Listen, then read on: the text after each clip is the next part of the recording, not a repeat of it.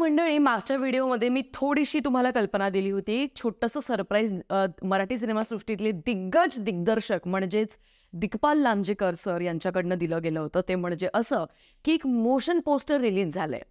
एक असा सिनेमा येतोय ज्या सिनेमाचं नाव आहे संत ज्ञानेश्वरांची मुक्ताई आणि हा सिनेमा येतोय 2 ऑगस्ट 2024ला, म्हणजेच याच वर्षी येतोय. तब्बल 1.5-2 महिन्यांचा कालावधी आणखीन बाकी आहे.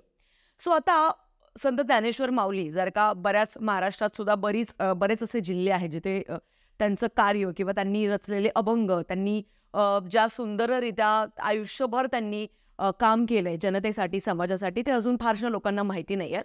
पण मला ते चांगल्या रीतीने ठाऊक आहेत. लहानपणापासून त्यांचे अभंग, कीर्तन हे सगळं गात मी मोठी झाली आहे. त्याच्याचमुळे संत ज्ञानेश्वर माऊली, त्याच्यानंतर सोपानदेव, निवृत्तीनाथ, त्याचबरोबर आपली लाडकी छोटीशी मुक्ताबाई, अशा या 4 बहीण भावंडांचा जो प्रवास आहे आयुष्यात, खरं तर त्यावेळेसच्या काही कट्टरवाद्यांनी त्यांना दिलेला त्रास असेल, त्यांच्या आईबाबांना दिलेला त्रास असेल, त्याच्यानंतर कसं सगळ्या अडचणींना मात करत करत करत त्यांनी भगवंताच्या या धार्मिकतेचा रस्ता सोडला नाही आणि खूप सुंदर सुंदर आणि मला असं वाटतं की एव्हरग्रीन असे अभंग रचले.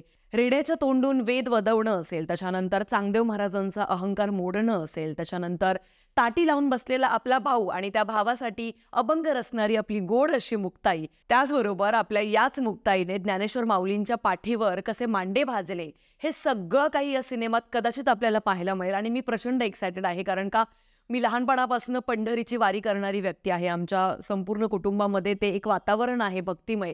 त्याच्यामुळे मला ऑलमोस्ट त्यांचे सगळे अभंग ठाऊक आहेत, अगदी तोंडपाठ आहेत. आणि कारण इथून मागे ना ज्ञानेश्वर माऊली किंवा पंढरीचा विठुराया किंवा हे जे आपले अभंग रचणारे जे आपले संत महात्मे आहेत, यांच्यावरती सिनेमे आत्ताच्या काळात नाही बनलेत, पूर्वीच्या काळी ऑलरेडी बनलेले आहेत. आणि आत्ता जर का बोलायचं झालं तर ज्ञानेश्वर माऊली ही मालिका सुद्धा सुरू आहे.